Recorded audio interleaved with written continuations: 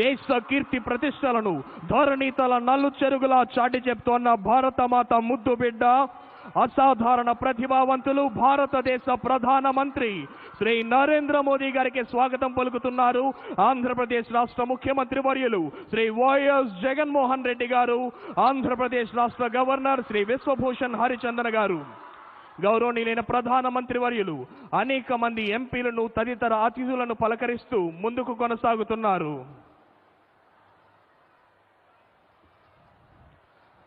అసాధారణ ప్రతిభావంతులు, అనితర సాధ్యమైన కార్య దీక్ష దక్షులు, ప్రపంచ మేధావుల ప్రశంసలు అందుకుంటోన్న మన భారత ప్రధానమంత్రి గారికి ఈ వేదిక సాదరంగా సగౌరవంగా స్వాగతం పలుకుతుంది. ప్రజలంతా మీ కరతాళ ధ్వనులనే సంగీత నాదాలుగా తెలిపి భారత ప్రధాని శ్రీ నరేంద్ర మోదీ గారికి ఘన స్వాగతం తెలియజేయవలసిందిగా అభ్యర్థిస్తున్నాం. Today's chief guest and the powerful Prime Minister of India, Sri Narendra Modi Garu, has arrived at this premises.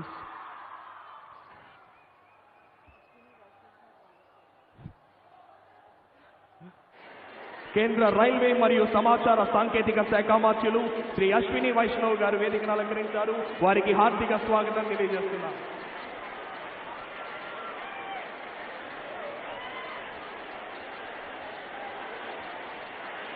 వివిధ స్టాల్స్ ను పరిశీలించేందుకై ప్రధాని గారు బయలు వెళుతున్నారు.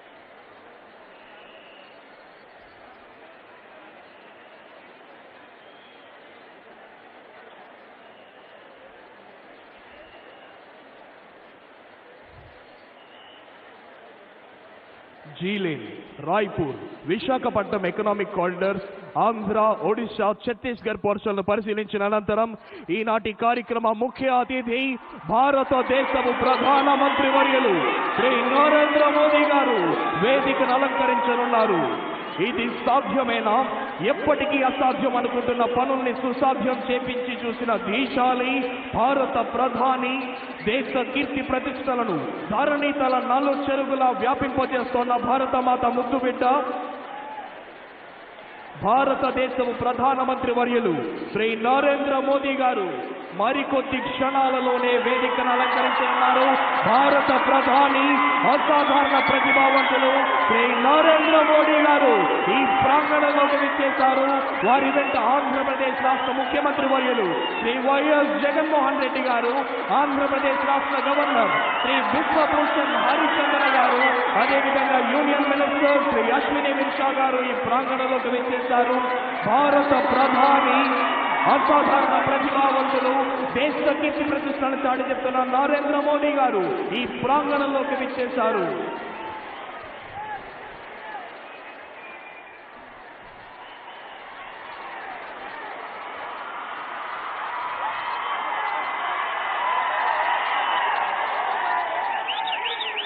नमस्कार।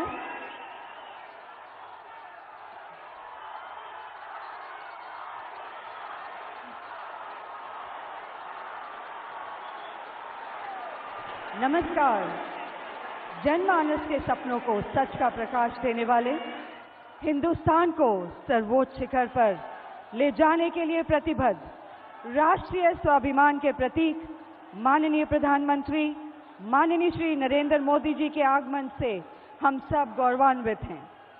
भारत के माननीय प्रधानमंत्री द्वारा आंध्र प्रदेश के लोगों को 10,700 करोड़ से अधिक की 7 बुनियादी विकास परियोजनाओं का शिलान्यास एवं लोकार्पण कर देश के नाम समर्पित करने के कार्यक्रम में माननीय प्रधानमंत्री महोदय जी का आभार व्यक्त करते हुए हार्दिक स्वागत करते हैं।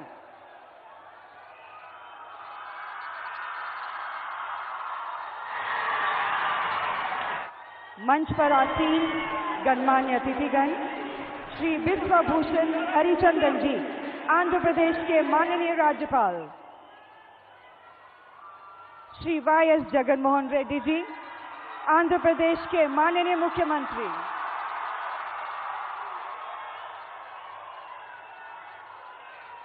श्री अश्विनी वैष्णव जी माननीय केंद्रीय मंत्री रेल, संचार एवं इलेक्ट्रॉनिक्स और सूचना प्रौद्योगिकी भारत सरकार का भी हम हार्दिक अभिनंदन करते हैं।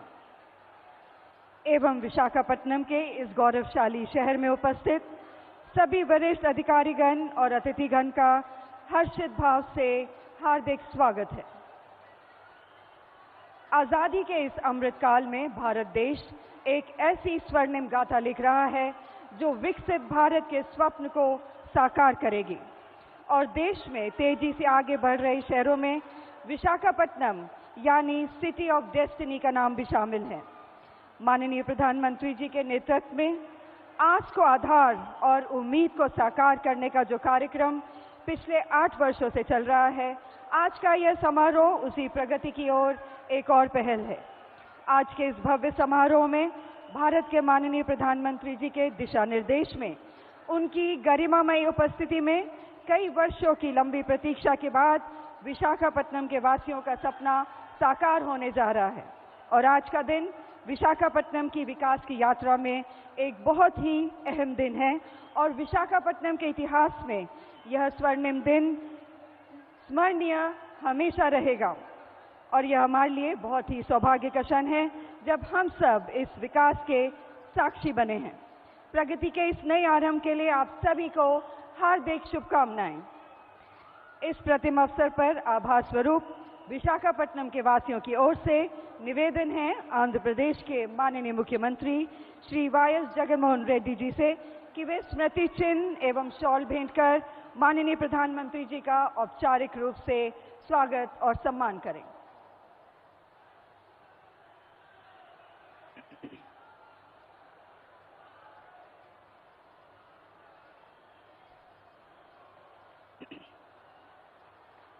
एक बार जोरदार तालियां माननीय प्रधानमंत्री जी के स्वागत में।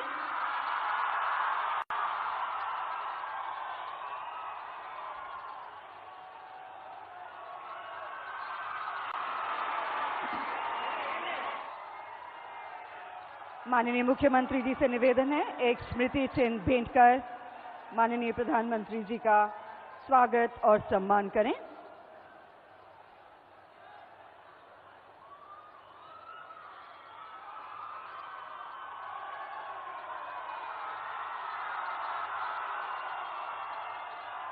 हार्दिक धन्यवाद। माननीय प्रधानमंत्री जी तथा गणमान्य अतिथिगण का स्वागत और आज के इस भव्य समारोह की महत्ता पर प्रकाश डालने के लिए आमंत्रित करना चाहेंगे श्री अश्विनी वैष्णव जी, माननीय केंद्रीय मंत्री रेलवे, संचार एवं इलेक्ट्रॉनिक्स और सूचना प्रौद्योगिकी, भारत सरकार को। Pride of India and celebrated all over the world, Honorable Prime Minister Shri Narendra Modi Garu,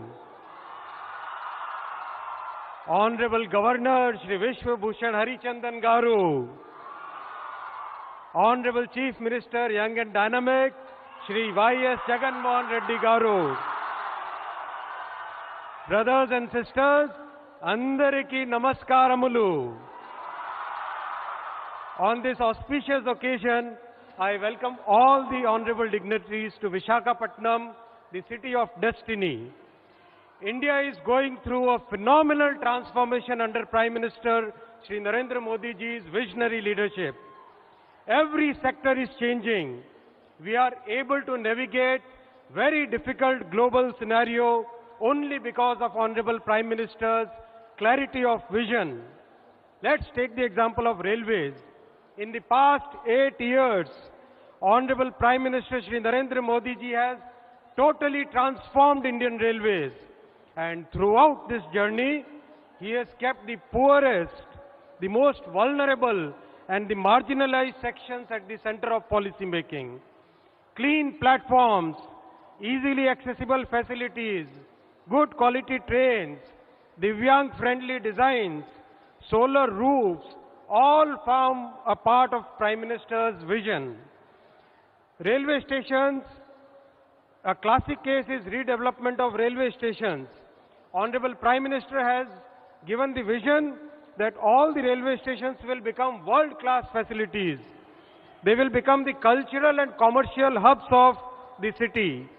A huge roof plaza will be created which will create new urban space, spacious waiting areas, lot of space for local products through the one station, one product outlets. Here in Visakhapatnam, Etiko Pakku toys, the very beautiful wooden toys. They are finding a new market through railway station, and I thank Honorable Prime Minister for mentioning it in the Man Ki Baat program. Under Honorable Prime Minister's visionary leadership, Visakhapatnam station will be completely redeveloped to world class with an investment of rupees 446 crore. Already, Honorable Prime Minister's guidance, a very good design has been made, tender has been invited, tender has been awarded, and the pre-construction work has been started. Today, Honorable Prime Minister will lay the foundation stone, then very rapidly we will construct the road, construct the station. Honorable Prime Minister has inspired the creation of a world-class train, Vande Bharat Express. It is his vision that yes, in India we should develop, our own engineers should develop a world-class train, and Honorable Prime Minister, sir, your kind guidance, your vision has created so much, has given such a big gift to the country that the entire world has taken note of it. And very soon, Andhra Pradesh will also get a Vande Bharat Express with Honorable Prime Minister's blessings. I would like to thank Honorable Prime Minister for allocating record funds to Andhra Pradesh. Before 2014, the undivided Andhra Pradesh used to get only 886 crore. Today, Prime Minister Shri Narendra Modi ji has given 7,032 crore alone to Andhra Pradesh. Thank you, sir, for this huge blessings to the people of Andhra.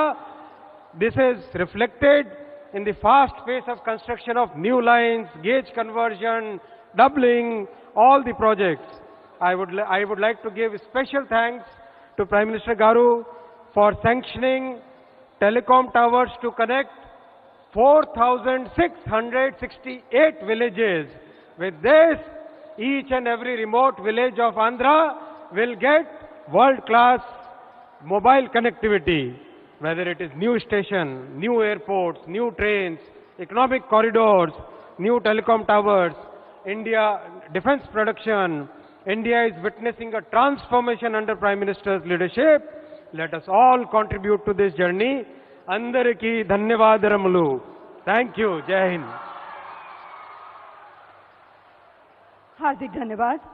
और अब निवेदन है आंध्र प्रदेश के माननीय मुख्यमंत्री महोदय श्री वाई.एस. जगनमोहन रेड्डी जी से कि वह सभा को संबोधित करें।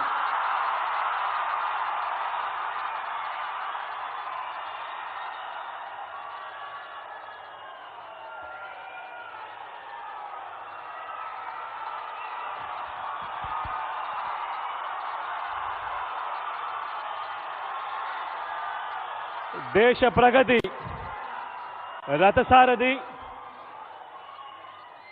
గౌరవనీయులు పెద్దలు ప్రధానమంత్రి శ్రీ నరేంద్ర మోడీ గారికి, రాష్ట్ర గవర్నర్ శ్రీ బిశ్వభూషణ్ హరిచందన్ గారికి, కేంద్ర మంత్రివర్యులకు, ఇక మనసు నిండా ఆప్యాయతలతో చిక్కటి చిరునవ్వులతో లక్షలాదిగా తరలివచ్చిన నా అక్కలకు, నా చెల్లెమ్మలకు, నా అన్నదమ్ములకు, అవ్వ తాతలకు ఆంధ్రప్రదేశ్ రాష్ట్ర ప్రభుత్వం తరపున, ఆంధ్రప్రదేశ్ ప్రజల తరపున ఈ ఉత్తరాంధ్ర గడ్డ మీద ఈ విశాఖలో సాదరంగా హృదయపూర్వకంగా రెండు చేతులు జోడించి స్వాగతం పలుకుతా ఉన్నాను.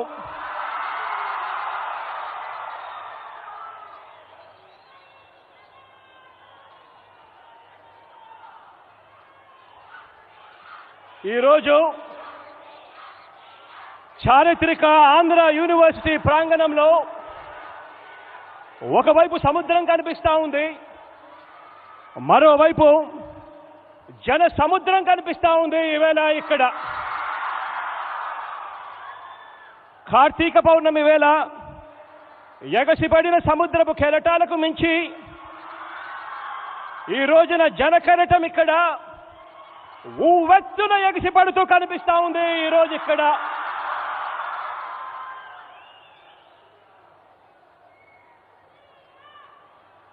ఇక్కడికి వచ్చిన ఈ జనాంగాన్ని చూస్తూ ఉంటే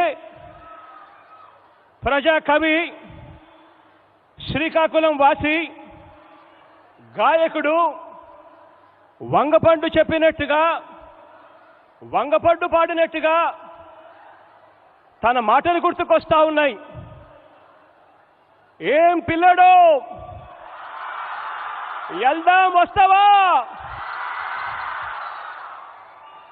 అంటూ ఈరోజు మనం తలపెట్టిన ఈ మహాసభకు ఉత్తరాంధ్ర జనం ప్రభంజనంలా కదిలి రావటం కనిపిస్తా ఉంది. ఈరోజు ఇక్కడ ఇదే నేల మీద నడియాడిన మహాకవి శ్రీశ్రీ మాటల్లో చెప్పాలి అనంటే వస్తున్నాయి వస్తున్నాయి జగన్నాథ రథ చక్రాలు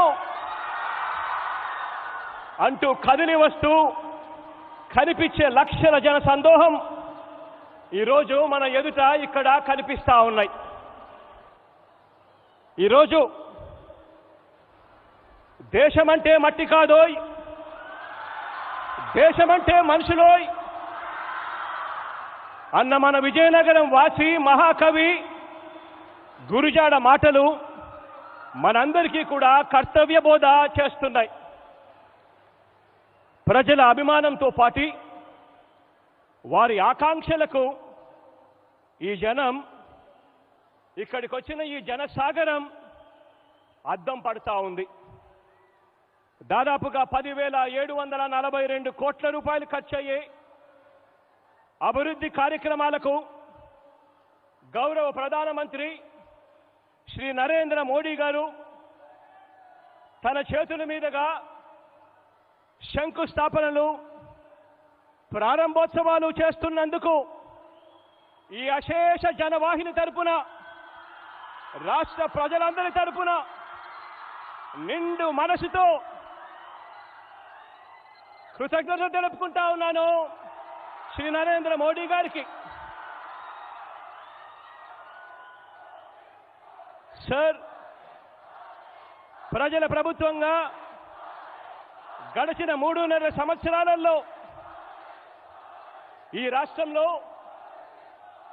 పిల్లల చదువులైతేనేమి, ప్రజలందరికీ వైద్యం, ఆరోగ్యం అయితేనేమి, రైతుల సంక్షేమం అయితేనేమి, సామాజిక న్యాయం అయితేనేమి, మహిళా సంక్షేమం అయితేనేమి, అభివృద్ధి, పరిపాలన, ఈ రెండింటిని వికేంద్రీకరణ అయితేనేమి, పారదర్శకత, గడప వద్దకే పరిపాలన అయితేనేమి, ఇవి ఈ 3.5 సంవత్సరాలుగా మన రాష్ట్రంలో మా ప్రాధాన్యతలుగా అడుగులు వేశాం.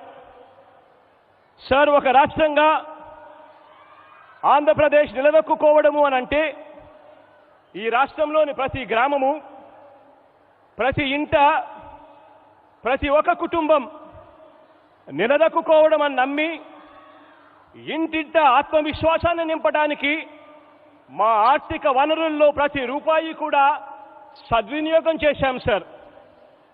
ఒక రాష్ట్ర ప్రభుత్వంగా మా శక్తి మేరకు మేము చేస్తున్న ప్రయత్నాలకు పెద్దలు, సహృదయులు అయిన మీరు మీ సహాయ సహకారాలు మరింతగా అందించి మమ్మల్ని ఆశీర్వదించాలని ఈ సభాముఖంగా ప్రధానమంత్రి గారిని కోరుతా ఉన్నాను.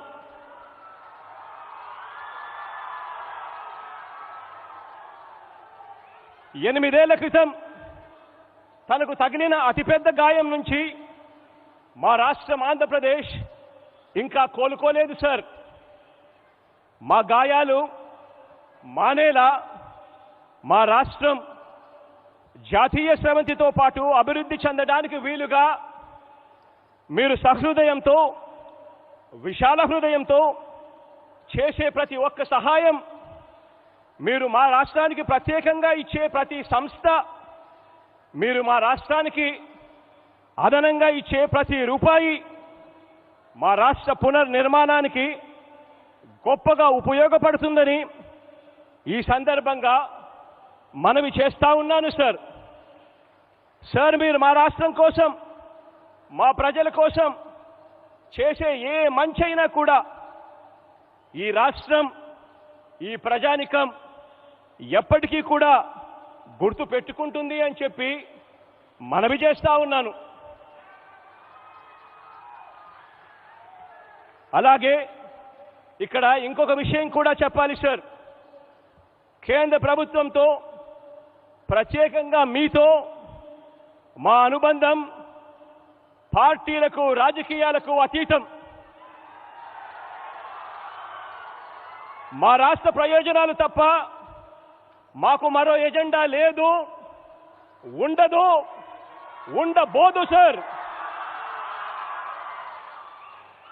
మా రాష్ట్రానికి, మా ప్రజలకు గత ప్రభుత్వాలు చేసిన అన్యాయాల్ని గుర్తుపెట్టుకున్న మా రాష్ట్ర ప్రజలు మీరు మరింతగా పెద్ద మనసుతో, ఆ పెద్ద మనసు చూపితే, అలా మీరు చూపించే ఆ పెద్ద మనసును, మీరు చేసే ఆ మంచిని కూడా గుర్తు పెట్టుకుంటారు అని మరోసారి తెలియజేస్తున్నాను.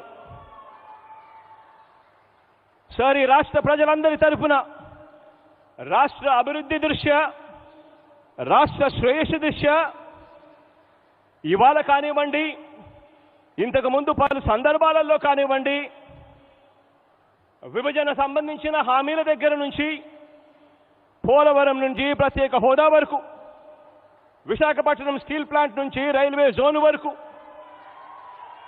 ఇలా పలు అంశాల మీద పలు సందర్భాలలో మీకు చేసిన పలు విజ్ఞప్తులు మీరు సానుకూలంగా పరిగణలోకి తీసుకొని పెద్ద మనసుతో వాటినన్నింటినీ కూడా పరిష్కరించాలని మనసారా కూడా కోరుకుంటూ, మంచి చేసే మన ప్రభుత్వానికి నిరంతరం దేవుడి దయ, ప్రజలందరి చల్లని దీవెనలు, పెద్దలైన మీ ఆశీస్సులు ఎల్లప్పుడూ లభించాలని ఆశిస్తూ సెలవు తీసుకుంటా ఉన్నాను.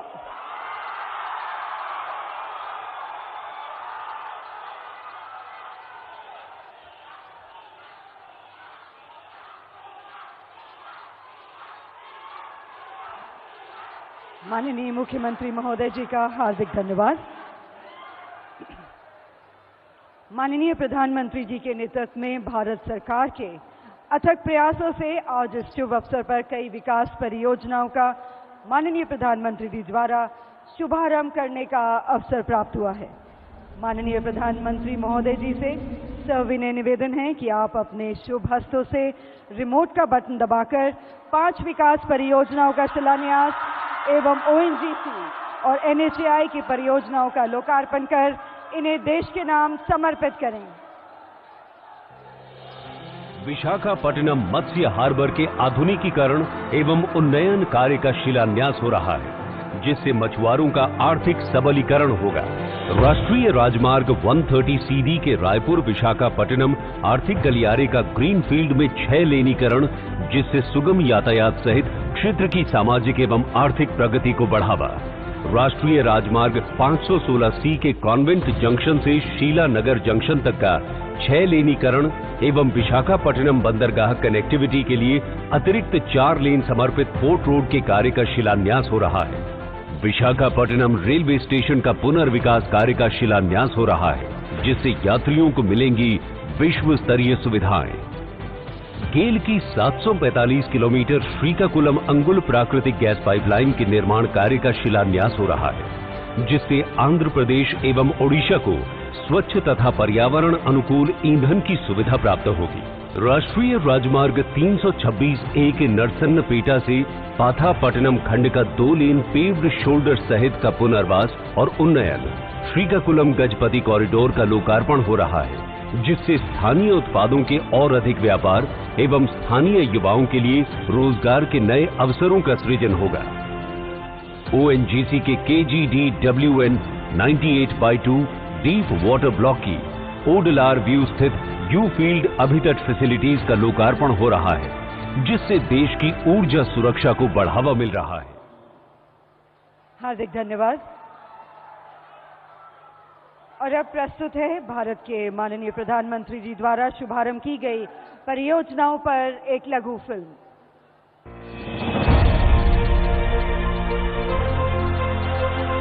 नए भारत की नई तस्वीर अब बस एक सपना नहीं, ये प्रगति का प्रत्यक्ष सरोवर बन यहां के करोड़ों देशवासियों की आकांक्षाओं को सींच रहा है।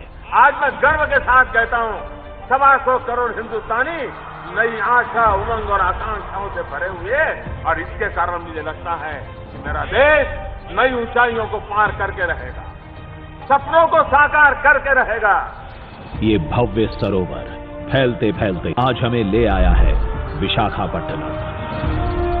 आज आंध्र प्रदेश के विशाखापट्टनम को मिलने जा रहा है 10,000 करोड़ रुपए से अधिक की विकासमयी परियोजनाओं का उपहार। इन परियोजनाओं में शामिल हैं 3,128 करोड़ रुपए की वो परियोजनाएं जो आज राष्ट्र को समर्पित की जा रही हैं। देश की ऊर्जा सुरक्षा के लिए ONGC द्वारा कृष्णा गोदावरी बेसिन में आज तक की सबसे गहरी गैस की खोज की गई है, जिसको रिकॉर्ड 11 महीनों में मोनेटाइज किया गया है। इस खोज में 3 गैस के कुएं हैं जिनकी गैस उत्पादन क्षमता करीब 3 MMSCMD है। 2,917 करोड़ की लागत से मोनेटाइज किए गए इन कुओं से देश की ऊर्जा सुरक्षा को और गति मिल रही है। साथ ही भारत को गैस आधारित अर्थव्यवस्था बनाने की दिशा में ये एक बड़ा कदम है। रोड कनेक्टिविटी को बेहतर करते हुए NH 326A के आंध्र प्रदेश के 42 किलोमीटर के खंड को पेव्ड शोल्डर कॉन्फ़िगरेशन के साथ 2 लेन में विकसित किया गया है। पथापट्टनम से शुरू होकर नरसन्नापेटा के पास NH 16 जंक्शन पर राष्ट्रीय मार्ग का ये हिस्सा समाप्त होता है। ये राष्ट्रीय मार्ग ओडिशा के गजपति जिले को आंध्र प्रदेश के श्रीकाकुलम जिले से जोड़ता है। 211 करोड़ रुपए की लागत से बनकर तैयार हुए NH 326A के इस खंड के विकास से आंध्र प्रदेश और ओडिशा राज्यों के बीच बेहतर संपर्क सुनिश्चित होगा। आंध्र प्रदेश की अर्थव्यवस्था को और तेज गति देने के लिए लगभग 7,600 करोड़ रुपए की अन्य परियोजनाओं का शिलान्यास भी आज किया जा रहा है, जिनमें शामिल हैं मल्टी मोडल कनेक्टिविटी को सशक्त करते हुए रायपुर और विशाखापट्टनम के बीच 465 किलोमीटर का इकोनॉमिक कॉरिडोर। इस कॉरिडोर की कुल 465 किलोमीटर लंबाई में से 100 किलोमीटर लंबाई आंध्र प्रदेश राज्य में पड़ती है। परियोजना की कुल लागत 15,400 करोड़ रुपए होगी, जिसमें से आंध्र प्रदेश के भाग की लागत 3,778 करोड़ रुपए होगी। इस परियोजना में 12 पुल, 27 अंडरपास, 26 बड़े पुल, 34 छोटे पुल, 1 ROB और 6 इंटरचेंज का निर्माण शामिल है। इससे छत्तीसगढ़ और ओडिशा के औद्योगिक नोड्स का विशाखापट्टनम बंदरगाह और चेन्नई कोलकाता राष्ट्रीय राजमार्ग संख्या 16 से तेज संपर्क सुनिश्चित होगा। विशाखापट्टनम में पोर्ट कनेक्टिविटी को और बेहतर करने और शहर में ट्रैफिक के कंजेशन को कम करने के लिए 566 करोड़ रुपए की लागत से कॉन्वेंट जंक्शन से शीलानगर जंक्शन तक मौजूदा 4 लेन वाले मार्ग को 6 लेन में चौड़ा किया जा रहा है और पोर्ट की ओर जाने वाले ट्रैफिक के लिए अतिरिक्त समर्पित 4 लेन कॉरिडोर भी बनाया जा रहा है। आंध्र प्रदेश और ओडिशा में स्वच्छ और गुणवत्तापूर्ण ऊर्जा की आपूर्ति के उद्देश्य से 2,658.34 करोड़ रुपए की लागत से गेल इंडिया लिमिटेड बना रही है श्रीकाकुलम आंध्र प्रदेश से अंगुल ओडिशा तक 745 किलोमीटर लंबी प्राकृतिक गैस पाइपलाइन। 6.65 MMSCMD कैपेसिटी वाली पाइपलाइन आंध्र प्रदेश के विभिन्न जिलों में घरेलू उद्योगों, वाणिज्यिक इकाइयों और ऑटोमोबाइल क्षेत्रों में प्राकृतिक गैस की आपूर्ति के लिए महत्वपूर्ण बुनियादी ढांचे का निर्माण करेगी, जो पर्यावरण के अनुकूल और किफायती है। विशाखापट्टनम आने वाले टूरिस्ट और औद्योगिक यात्रियों को बेहतर सुविधाएं प्रदान करने के लिए यहाँ के रेलवे स्टेशन का नवीनीकरण किया जा रहा है। लगभग 447 करोड़ रुपए की लागत से होने वाली इस मेजर अपग्रेडेशन से वाइजैग रेलवे स्टेशन में यात्री अनुकूल सुविधाएं प्रदान की जाएंगी। इस अपग्रेडेशन से ये रेलवे स्टेशन प्रतिदिन 2 लाख यात्रियों का लोड ले पाएगा। इसके अतिरिक्त शिलान्यास किया जा रहा है विशाखापट्टनम फिशिंग हार्बर के मॉडर्नाइजेशन और अपग्रेडेशन का। प्रधानमंत्री मत्स्य संपदा योजना के अंतर्गत लगभग 152 करोड़ की लागत से होने वाले इस अपग्रेडेशन से मछुआरों की कई चुनौतियों का निवारण होगा। इस परियोजना में बंदरगाह पर कई सुविधाओं के निर्माण की परिकल्पना की गई है, जैसे एक वातानुकूलित नीलामी हॉल, अत्याधुनिक मैकेनाइज्ड फिश हैंडलिंग और पैकेजिंग सुविधाएं, कैंटीन, वाहन पार्किंग क्षेत्र और मछली बेचने के लिए दुकानें। इस मॉडर्नाइजेशन और अपग्रेडेशन से इस फिशिंग हार्बर की हैंडलिंग क्षमता 150 टन से दुगनी होकर 300 टन प्रतिदिन हो जाएगी और जेटी में टर्न अराउंड समय 8 घंटे से घटकर 4 घंटे हो जाएगा। नए भारत की नई तस्वीर बदलने जा रही है अब आंध्र प्रदेश के आने वाले कल की छवि, साथ ही ला रही है यहाँ के लोगों के लिए रोजगार के अनेकों अवसर। इन परियोजनाओं से मिल रही है आंध्र प्रदेश, खासकर विशाखापट्टनम को तेज गति और आत्मनिर्भर भारत के संकल्प की ओर भी ये है एक महत्वपूर्ण कदम। धन्यवाद।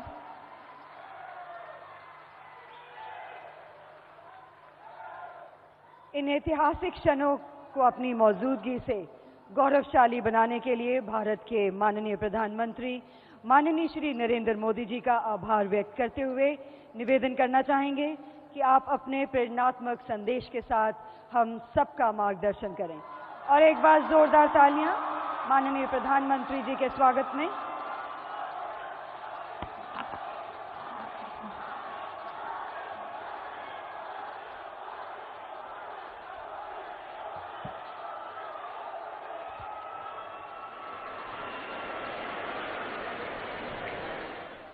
ప్రియమైన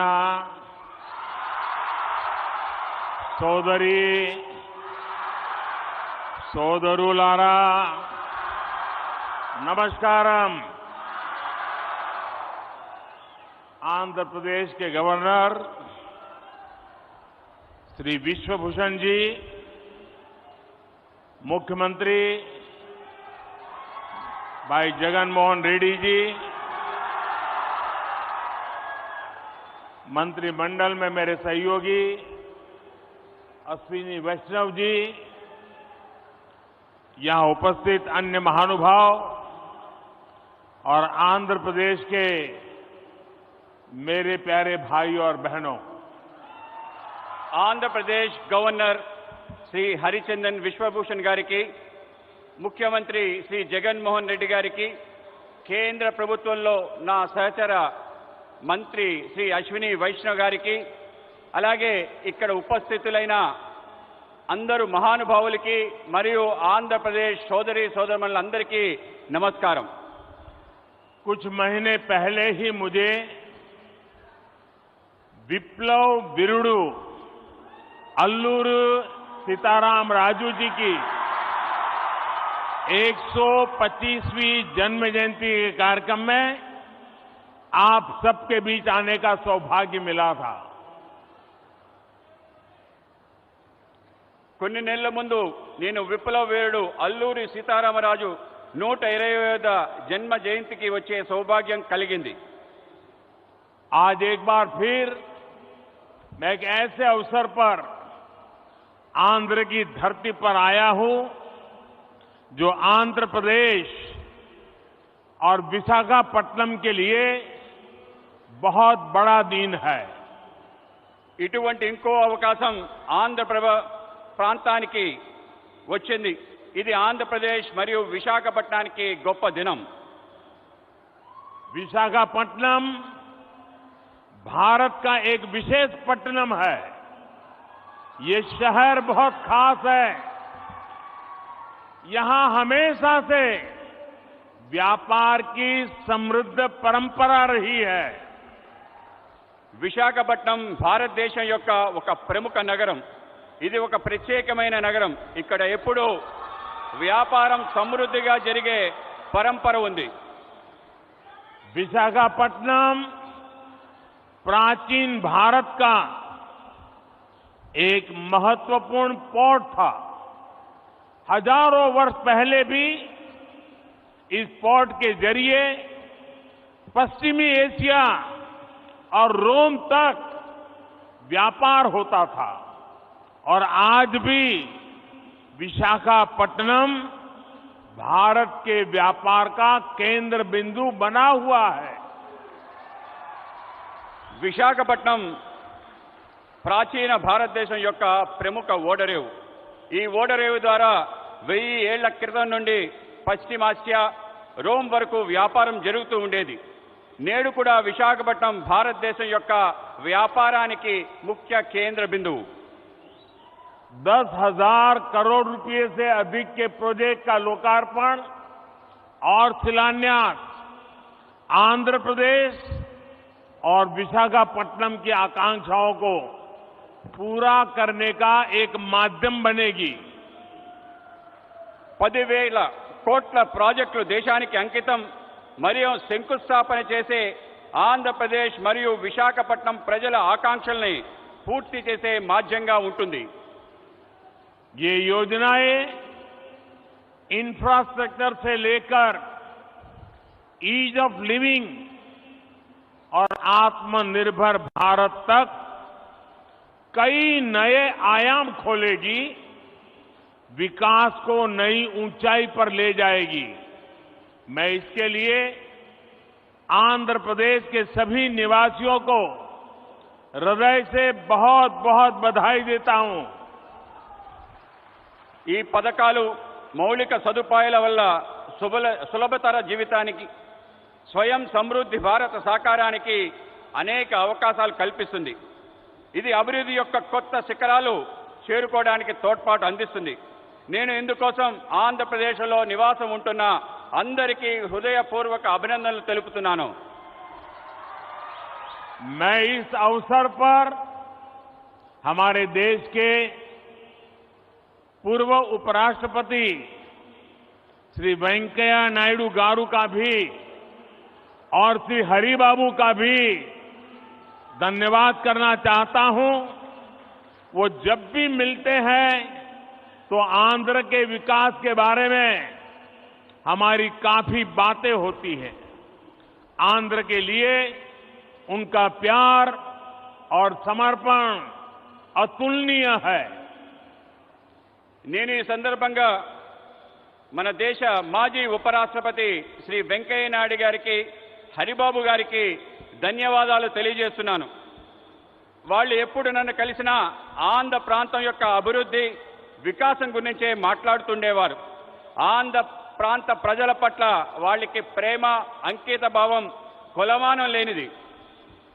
साथियों, आंध्र प्रदेश के लोगों की एक बहुत खास बात होती है कि वो स्वभाव से बहुत स्नेही और उद्यमी होते हैं। आज तकरीबन दुनिया के हर कोने में, हर काम में आंध्र प्रदेश के लोग अपनी प्रतिभा का प्रदर्शन कर रहे हैं। మిత్రులారా, ఆంధ్రప్రదేశ్ ప్రజలకి ఒక ప్రత్యేకత ఉంది. వాళ్ళు స్వభావరీత్యా స్నేహపూర్వకంగా, ఔత్సాహికంగా కలిగి ఉంటారు. నేడు ప్రపంచంలో అనేక చోట్ల అన్ని పనుల్లో ఆంధ్ర ప్రాంతం వాళ్ళు తమ ప్రతిభను కనపరుస్తున్నారు.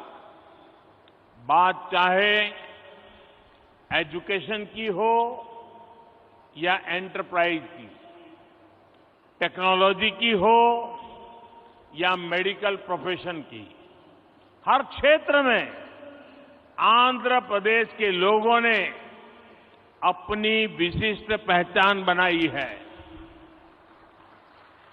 ఇది చదువు గురించి అయినా కానీ, వ్యాపార దృక్పథం గురించి అయినా కానీ, సాంకేతిక రంగంలో కానీ, వైద్య రంగానికి సంబంధించిందైనా కానీ అన్ని చోట్ల ఆంధ్ర ప్రాంత ప్రజలు తమ ప్రత్యేక గుర్తింపు ప్రదర్శిస్తున్నారు.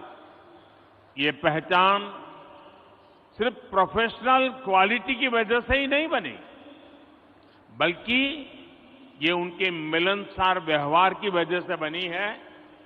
आंध्र प्रदेश के लोगों का खुश मिजाज और जिंदादिल व्यक्तित्व हर किसी को उनका मुरीद बना देता है।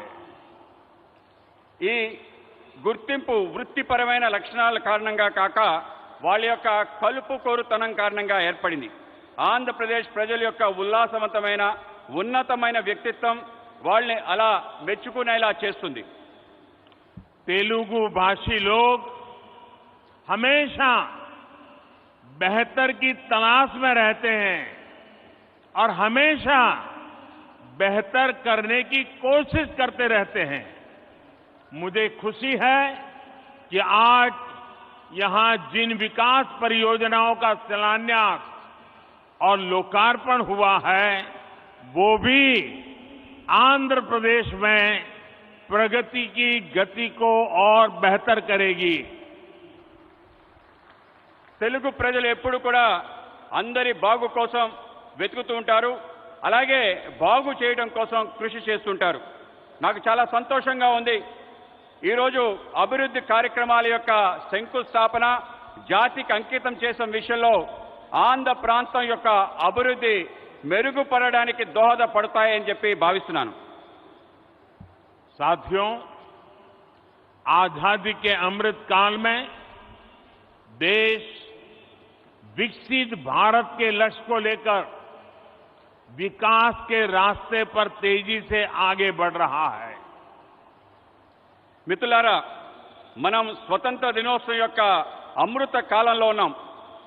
వికసించిన భారత అనే లక్ష్యంతో అభివృద్ధి పదంలో ముందుకి తోసిపోతున్నాం. विकास की ये यात्रा बहुआयामी है.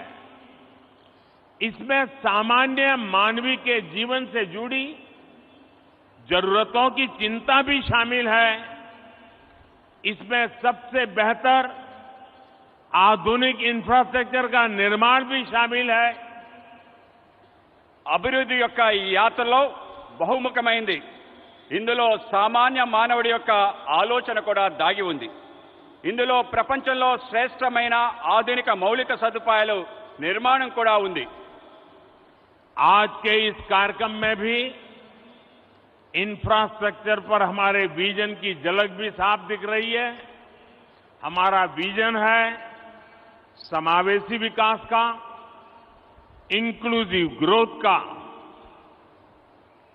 నేడు ఈ కార్యక్రమంలో మౌలిక సదుపాయాల కల్పనలో మా దార్శనికత యొక్క స్పష్టమైన సంకేతం కనబడుతుంది. మా ఆలోచన అంతా కూడా సమ్మిళిత అభివృద్ధి కోసం. इंफ्रास्ट्रक्चर को लेकर हम कभी ऐसे सवालों में नहीं उलझे कि हमें रेलवे का विकास करना है या सड़क परिवहन का. हम कभी इसे लेकर दुविधा में नहीं फंसे कि हमें पोर्ट पर ध्यान देना है कि हाईवे पर. మేము మౌలిక సదుపాయాల కోసం ఎటువంటి సందేహాలకి లోను కాలేదు. అది రైల్వేల అభివృద్ధి అయినా, రోడ్ల అభివృద్ధి అయినా, మనం పోర్టుల అభివృద్ధి చేద్దామా, రహదారుల అభివృద్ధి చేద్దామా అనే విషయంలో సందేహపడలేదు. इंफ्रास्ट्रक्चर के इस आइसोलेटेड व्यू से देश को भारी नुकसान उठाना पड़ा. इससे सप्लाई चेन पर असर पड़ा और लॉजिस्टिक्स का खर्च बढ़ गया.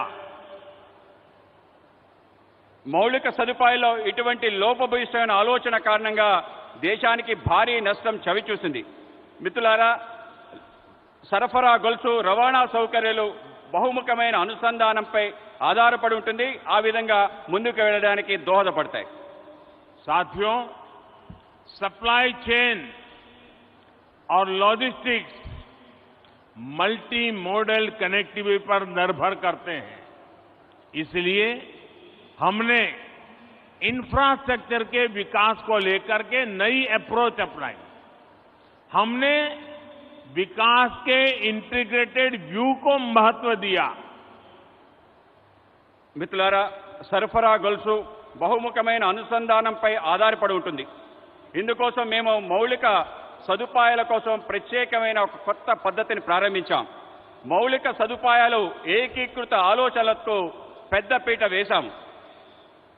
आज जिस इकोनॉमिक कॉरिडोर की नींव रखी गई है उसमें 6 लेन वाली सड़क का प्रावधान है.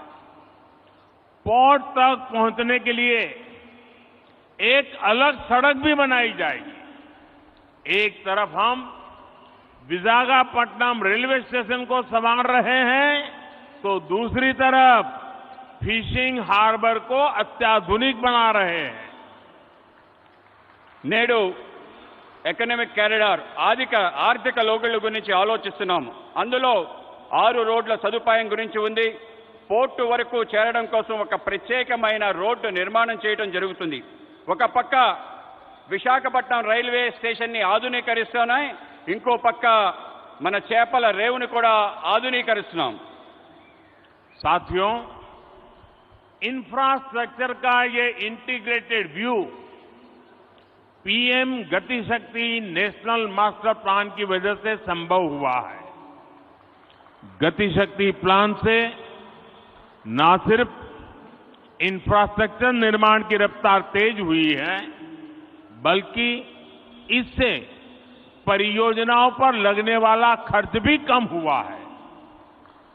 మిత్రులారా, మౌలిక సదుపాయాల ఏకీకృత ఆలోచన కారణంగా ప్రధానమంత్రి గతిశక్తి జాతీయ ప్రణాళిక కారణంగా జరుగుతుంది. మిషన్ గతిశక్తి ద్వారా మౌలిక సదుపాయాల వేగం పెరుగుతుంది. దీంతో పాటు అనేక ప్రాజెక్టులపై జరిగే ఖర్చు బాగా తగ్గుతుంది. मल्टी मॉडल ट्रांसपोर्ट सिस्टम ही हर शहर का भविष्य है और विशाखापट्टनम ने इस दिशा में कदम बढ़ा दिया है. మల్టీ మోడల్ లాజిస్టిక్స్ బహుముఖమైన రవాణా వ్యవస్థ ప్రతి నగరం యొక్క భవిష్యత్తు. విశాఖపట్నం కూడా ఈ దశగా ముందడుగు వేస్తుంది. मुझे मालूम है कि इन परियोजनाओं का आंध्र के लोगों को लंबे समय से इंतजार था और आज जब ये इंतजार पूरा हो रहा है तो आंध्र प्रदेश और इसके तटीय क्षेत्र एक नई रफ्तार के साथ विकास की इस दौड़ में आगे बढ़ेंगे. నాకు తెలుసు మీరు ఈ యొక్క ప్రాజెక్ట్స్ కోసం ఆంధ్ర ప్రజలు ఎంతో కాలం నుంచి ఎదురు చూస్తున్నారు. ఈరోజు మీ నిరీక్షణ పూర్తయిన సందర్భం ఆంధ్రప్రదేశ్ మరియు తీర ప్రాంతం యొక్క కొత్త వేగంతో అభివృద్ధి దిశగా ఉరకలు వేస్తుంది. साथियों, आज पूरी दुनिया संघर्ष के नए दौर से गुजर रही है. कुछ देशों में जरूरी सामानों की किल्लत है तो कुछ देश ऊर्जा संकट से जूझ रहे हैं. तकरीबन हर देश अपनी गिरती अर्थव्यवस्था को लेकर परेशान है. మిత్రులారా, ఈరోజు ప్రపంచం మొత్తం కష్టాల్లో ఉంది. కొన్ని దేశాలకు నిత్యావసర సరుకులు కొరతతో ఇబ్బంది పడుతున్నాయి. కొన్ని దేశాలు ఇంధన సంక్షోభంతో ఇబ్బంది పడుతున్నాయి. దాదాపు ప్రతి దేశం వాళ్ళ క్షీణిస్తున్న ఆర్థిక వ్యవస్థపై ఆందోళన చెందుతున్నారు. लेकिन इन सब के बीच भारत कई क्षेत्रों में बुलंदियां छू रहा है. भारत विकास की नई गाथा लिख रहा है और इसे सिर्फ आप ही महसूस नहीं कर रहे हैं बल्कि दुनिया भी बड़े गौर से आपकी तरफ देख रही है. కానీ ఇటువంటి కష్టకాలంలో భారతదేశం అనేక సవాళ్ల మధ్య కొత్త ఎత్తులు చేరుకుంటుంది. భారతదేశం ఒక సరికొత్త అభివృద్ధి చరిత్ర రాస్తుంది. ఇది కేవలం మనం అనుభవిస్తుందే కాదు, ప్రపంచం మొత్తం మన వైపు చూస్తుంది. आप देख रहे होंगे कि कैसे एक्सपर्ट और बुद्धिजीवी भारत की प्रशंसा कर रहे हैं. आज भारत पूरी दुनिया की उम्मीदों का केंद्र बिंदु बन गया है. మీరు చూస్తున్నారు, ప్రపంచం భారతదేశంలో ప్రముఖులు అనేక మంది మేధావులు ప్రశంసిస్తున్నారు. ఇది మీరు చూస్తున్నారు. నేడు భారతదేశం ప్రపంచం మొత్తం యొక్క ఆశల యొక్క కేంద్ర బిందువుగా మారింది. ऐसा इसलिए संभव हुआ है क्योंकि आज भारत अपने नागरिकों की आशाओं, आवश्यकताओं को सर्वोपरि रखते हुए काम कर रहा है. हमारी हर पॉलिसी, हर फैसला सामान्य मानवीय के जीवन को बेहतर बनाने के लिए है. ఇది ఎందుకు అయిందంటే ఇప్పుడు భారత్ వాళ్ళ పౌరుల యొక్క ఆకాంక్షలను, ఆశల్ని ప్రధానంగా తీసుకుని పనిచేస్తుంది. మా ప్రతి విధానం, మా ప్రతి నిర్ణయం సామాన్య మానవుడి యొక్క జీవితాన్ని మెరుగుపరచడం కోసమే. आज एक तरफ PLI scheme, GST, IBC, national infrastructure pipeline, गति शक्ति जैसी पॉलिसी की वजह से भारत में निवेश बढ़ रहा है, तो दूसरी तरफ गरीबों के कल्याण के लिए चलाई जा रही योजनाओं का लगातार विस्तार हो रहा है. నేడు ఒక పక్క పిఎల్ఐ స్కీమ్, జీఎస్టీ, ఐబీసీ, జాతీయ మౌలిక సదుపాయాలు, పైప్లైన్, గతిశక్తి వంటి పాలసీలు వల్ల భారతదేశంలో పెట్టుబడులు పెరుగుతున్నాయి. మరోపక్క పేదవాళ్ల కళ్యాణం కోసం అనేక పథకాల్ని అమలు చేస్తున్నాం. వాటిని నిరంతరం పెంచుకుంటున్నాం.